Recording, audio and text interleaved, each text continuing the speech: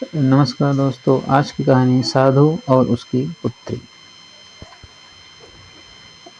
आशा करता हूँ यह कहानी आप सभी को बहुत पसंद आएगी। आइए चलते हैं, कहानी को शुरू करें। गंगा नदी के किनारे एक साधु रहते थे। वे न केवल विद्वान थे, बल्कि उनके पास जादुई शक्तियाँ भी थीं। एक दिन वे ध्यान में मग्न थे, तभी बाज की चोंच से एक चूहिया छूटकर उनके हाथों में आ गिरी। उसकी छोटी सी पूँछ व काली चमकीली आँखें थीं। उन्हें वह बहुत अच्छी लगी, पर घर ले जाने से पहले उन्होंने जादुई मंत्रों के प्रयोग से उसे एक लड़की में बदल दिया। वे उस लड़की को घर ले जाकर पत्नी से बोले, तुम हमेशा से संतान चाहती थी ना? तो लो, आज से यह हमारी पुत्री है। इसे पूरी देखभाल व स्नेह से पालो। साधु की पत्नी भी अपनी पुत्री को देख प्रसन्न हो उठी। वह उसे राजकुमारी की तरह पालने लगी। साल बीतते गए। नन्ही लड़की एक सुंदर युवती बन गई। जब वह 18 वर्ष की हुई तो साधु व उसकी पत्नी उसके लिए वर तलाशने लगे। साधु ने कहा, मेरी बिटिया का विवाह ऐसे व्यक्ति से होना चाहिए जो सबसे बड़ा हो। मेरे हिसाब से सूर्य ठीक रहेगा। पत्नी ने भी हामी भरी। उन्होंने जादुई मंत्रों के प्रयोग से सूर्य को नीचे बुला लिया। उन्होंने उसे अपनी पुत्री से विवाह करने को कहा, पर पुत्री ने पहले ही ना कर दी। वह बोली, पिताजी, यह तो बहुत गर्म है। मैं उससे विवाह करूंगी जो इससे भी बेहतर हो। साधु निराश हो गए। उन्होंने सूर्य से कहा कि वे ही कोई वर सुझाएं। सूर्य ने कहा, बादलों के देवता से बड़ा कौन होगा? उनमें तो मेरी किरणों को भी रोकने की शक्ति है।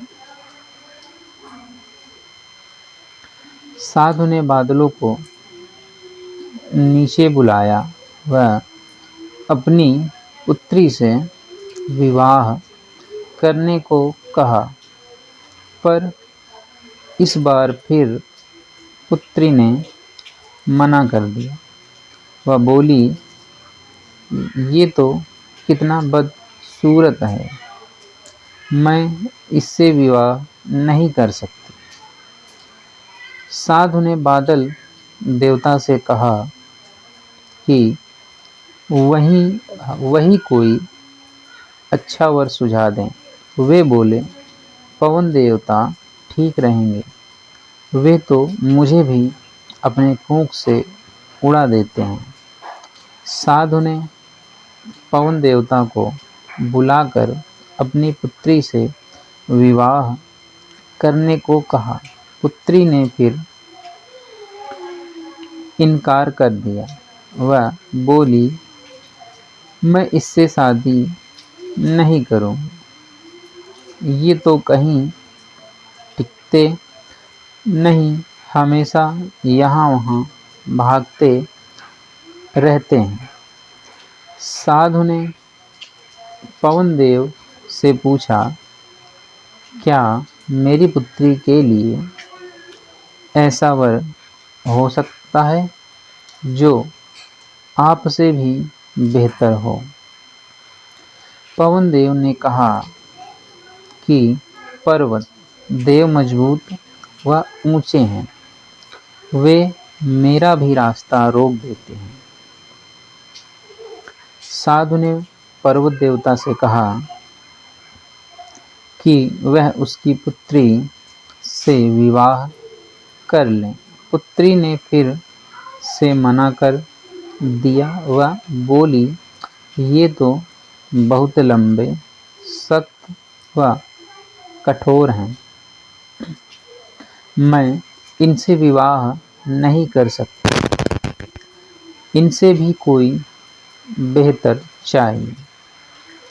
पर्वत देवता ने चूहे का नाम सुझाया। वे बोले, माना मैं काफी सख्त, मजबूत व ऊंचा हूँ, पर चूहे मुझ में भी आसानी से बिल बना सकते हैं। साधु ने चूहे को बुलाया। उसे देखते ही उसकी पुत्री खुशी से उछल पड़ी। हाँ पिताजी, यही तो है वह मैं जिससे शादी करना चाहती हूँ। साधु ने सोचा, इसे ही किस्मत कहते हैं। यह एक चूहिया थी और एक चूहे से विवाह करना ही इसके भाग्य में लिखा है। उन्होंने जादुई मंत्रों के प्रभाव से पुत्री को फिर से चूहिया बना दिया। चूहा व चूहिया विवाह करके खुशी खुशी रहने लगे। दोस्तों, हमें इससे यह शिक्षा मिलती है कि कोई भी अपने मूल स्वभाव को नहीं बदल सकता। Please like and subscribe my channel Shukla ji thoughts and share my channel. Thanks for watching and reading.